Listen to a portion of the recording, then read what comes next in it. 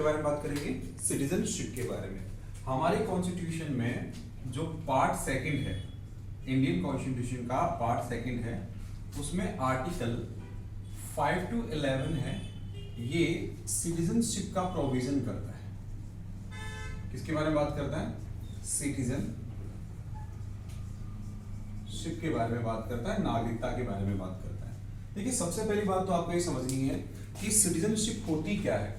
तो सिटीजनशिप है वो किसी भी स्टेट के, स्टेट मतलब कंट्री के जो सिटीजन होते हैं, सिटीजन मतलब इंडिविजुअल्स, और वहां की जो स्टेट होती है, इनके बीच के रिलेशन की बात करता है। तो सिटीजनशिप क्या होती है? एक स्टेट और वहां के इंडिविजुअल के बीच का जो रिलेशनशिप है वो सिटीजनशिप होती है। और हमारे कॉन्स्टिट्यूशन में सिटीजनशिप है वो पार्ट सेकंड में आर्टिकल 5 to 11 के बीच में मेंशन की गई है। अब बात करें कि हमारे यहाँ का, इंडिया का जो सिटीजनशिप है उसका स्टेटस क्या है, तो याद रखना हमारे यहाँ पे है सिंगल सिटीजनशिप। कौन सी सिटीजनशिप है? सिंगल सिटीजनशिप, मतलब एकल नागरिकता। और इसका मतलब है कि हमारे पूरे देश के अंदर, पूरे भारत में किसी स्टेट की अलग अलग सिटीजनशिप लेने की आवश्यकता नहीं होगी। अगर आपके पास भारत की सिटीजनशिप है तो आप पूरे कंट्री के अंदर उस सिटीजनशिप को होल्ड करोगे। इसका मतलब हमारे यहाँ पे जो सिटीजनशिप है वो कैसी है? सिंगल सिटीजनशिप है। अच्छा, एक बात और समझनी है, ये सिंगल सिटीजनशिप का कॉन्सेप्ट है, हमने वो कहां से लिया है तो याद होना चाहिए, वो हमने ब्रिटेन के कॉन्स्टिट्यूशन से लिया है। कहां से लिया भैया? ब्रिटेन के कॉन्स्टिट्यूशन से लिया है। तो इतना याद हुआ कि सिंगल सिटीजनशिप है वो हमने कहां से बोरो की है, तो आप कहेंगे ब्रिटेन के कॉन्स्टिट्यूशन से की है।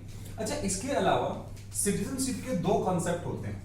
एक होता है जस्ट सॉइल, जस्ट सोली सॉरी, और एक होता है जस्ट सैंग्विस। जस्ट सैंग्विस, देखो जस्ट सोली और जस्ट सैंग्विस का मतलब क्या है?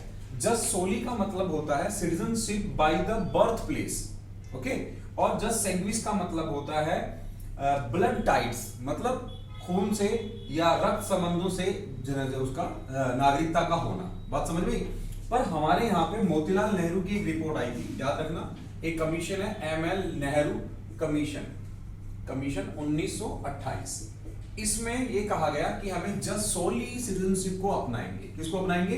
जस्ट सोली। जस्ट सोली का मतलब है कि सिटीजनशिप का जो आधार रहेगा वो बाई बर्थ प्लेस रहेगा। ठीक है, इस बात को थोड़ा आपको समझना है। अच्छा, अब बात करते हैं कि आर्टिकल 5 से आर्टिकल 11 के बीच में किस तरह की बात की गई है।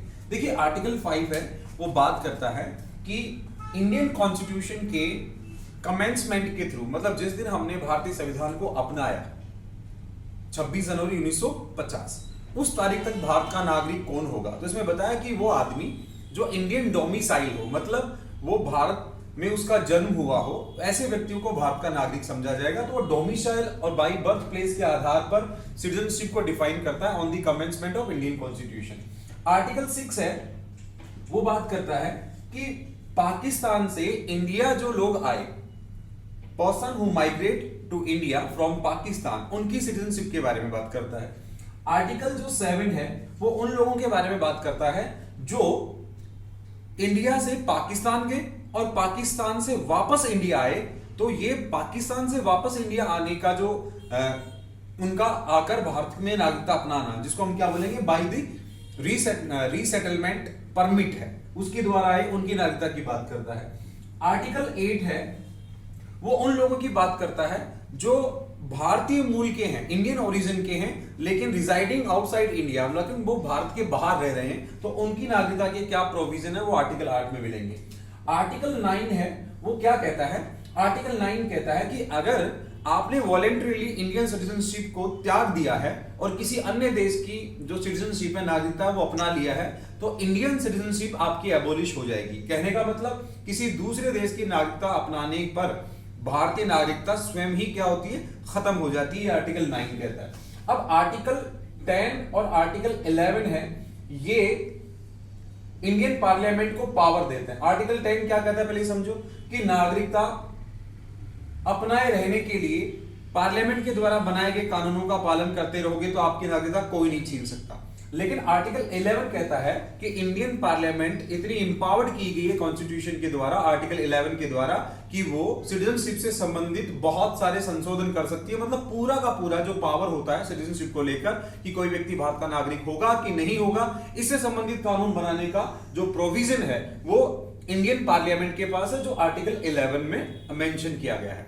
अब देखो आर्टिकल 11 के तहत ही हमारे यहां पे सिटीजनशिप एक्ट 1955 आया, द सिटीजनशिप एक्ट 1955 आया, जिसके अंदर इंडियन पार्लियामेंट ने यह बताया कि एक्वाजिशन क्या होगा और डिटर्मिनेशन क्या होगा। मतलब भारतीय नागरिकता अपनाने के तरीके क्या हो सकते हैं और छोड़ने के तरीके क्या हो सकते हैं, जिसमें अपनाने के 4 तरीके बताए गए हैं। जैसे पहला है बाय द बर्थ, दूसरा है बाय डिसेंट, तीसरा है रजिस्ट्रेशन और चौथा है नेचुरलाइजेशन। तो पहले वीडियो में हमने एक बेसिक जानकारी ली इंडियन सिटीजनशिप के बारे में। अगले वीडियो में हम इसको और डिटेल स्टडी करेंगे। देखते रहिए केडीए का यूट्यूब चैनल। धन्यवाद।